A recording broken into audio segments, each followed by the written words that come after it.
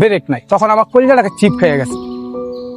চলন্ত গাড়িতে brake fail, এবার কি হবে? কিছু একটা টাচ খায়, একদম বাস্ট হয়ে যাবো, এলাকা পুরো উড়ে যাবো। নিজে বাঁচবেন, গাড়ি বাঁচাবেন নাকি পথচারী?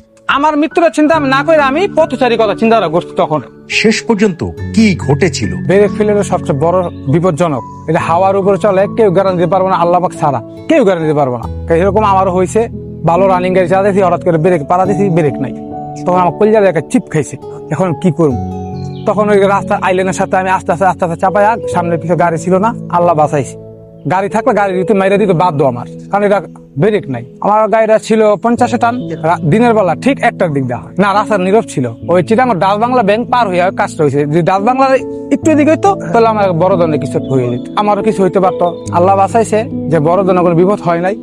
ফাঁকা না থাকতো তাহলে বড় দুর্ঘটনা হইতে পারতো, একটা ভুল হইলে এলাকাটা উড়ে যেতে পারতো। যদি অকটেনের গাড়ি হয়, আর ডিজেলের হলে সমস্যা নেই, অকটেনের রোদের ভিতরে অনেক রিস্ক। 5+ স্টার রেটিং প্রাপ্ত দেশের সর্বোচ্চ বিদ্যুৎ সাশ্রয়ী ও eco friendly Walton AC. Walton air conditioner, smart comfort এখন নেক্সট লেভেলে।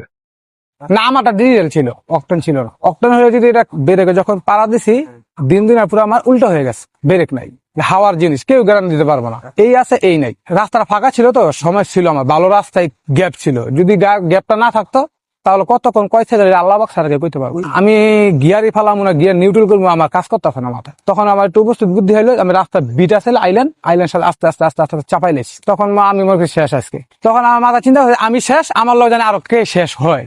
আমার জীবন, নিজের জীবন চিন্তা করি নাই, আমি চিন্তা করছি মানুষের চিন্তা, জনগণের চিন্তা। মানে রাস্তায় পথচারী বাচ্চাও থাকতে পারতো, মুরব্বী থাকতে পারতো, মা বাবারও বয়স থাকতে পারতো, কিন্তু তাদের কথা ভাবছি, আমার নিজের কথা আমি ভাবি নাই। আমার সেন ছিল যে কারো ক্ষতি না হয়, আমার হোক। জলযন্ত্র একটা বোমের মতো একটা বিস্ফোরক নিয়ে আমি রাস্তা বেরিয়েছি। তারপর গাড়িটা আমি জমাইছি পরে আমি প্রায় 5 মিনিটের মতো গাড়ির ভিতরে বসেছিলাম যে কি হইলো, আল্লাহ আমার বাঁচাই দিছে, কি হইলো, কি হইতে পারতো। তখন আমি গাড়িতে নাইমা দেখলাম যে আমার গাড়ির ব্রেকের সিলিন্ডার গেছে।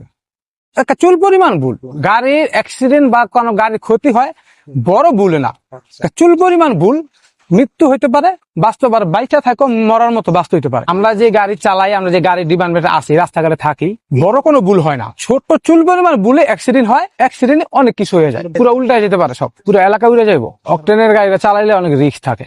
এই যে রোডটা করছে, ওই অকটেনের গাড়ি আরেকটা যদি লোহার সাথে বাড়ি খায়, এটা বিস্ফোরক হইব, আওয়াজ হতে চায়, আমরা আগুন ধরে যাবো।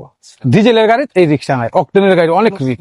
শুনছি যে পাম্পে তেল নামাইতেছে, অকটেন অনেক রোদ, ওই লোহার সাথে লোহার বাড়ি খাওয়া যাবো না, বাড়িটা খালি ফায়ার হইব। ফায়ার হইলে একদম একটু বাড়ি খাইলি গাড়িটা চলতেছে, এটা চলন্ত ঝুঁকি। যখন আমি তেল নামানো অবস্থা, ওই যে নামাই